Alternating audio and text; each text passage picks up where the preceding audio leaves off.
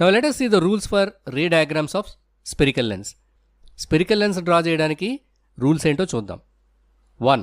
A light ray which is parallel to the principal axis after refraction will pass through the principal focus in case of convex lens and will appear to be coming from principal focus in case of concave lens. ఒక light ray principal యాక్సిస్కి ప్యారలల్గా travel చేసినట్టయితే after refraction జరిగిన తర్వాత it passes through the principal focus. Refraction అయిన తర్వాత principal focus ద్వారా travel చేస్తుంది కాన్వెక్స్ లెన్స్ అయితే. అదే కాన్కేవ్ లెన్స్ అయితే ప్రిన్సిపల్ ఫోకస్ నుంచి ఆ లైట్ ఎమర్జ్ అయినట్టుగా కనిపిస్తుంది.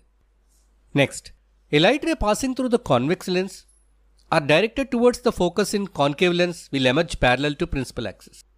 ఒక కాన్వెక్స్ లెన్స్లో లైట్ రేని కనుక మనం ప్రిన్సిపల్ ఫోకస్ నుంచి పాస్ చేస్తే అది లెన్స్ని టచ్ చేసిన తర్వాత ప్రిన్సిపల్ యాక్సిస్కి ప్యారలల్గా వచ్చేస్తుంది. అదే కాన్వెక్స్ లెన్స్లో ఒక లైట్ రేని ప్రిన్సిపల్ ఫోకస్ వైపు మనం డైరెక్ట్ చేస్తే it will emerge parallel to the principal axis. అది కూడా ప్రిన్సిపల్ యాక్సిస్కి ప్యారలల్గా వస్తుంది.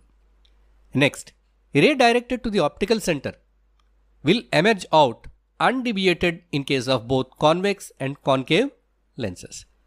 ఒక లైట్ రేని మనం ఆప్టికల్ సెంటర్ మీదుగా మనం పోనిచ్చాం, అప్పుడు అది అన్డివియేటెడ్ అంటే బెండింగ్ లేకుండా సేమ్ యాజ్ ఇట్ ఈస్గా బయటకు వస్తుంది, both in case of concave as well as in convex.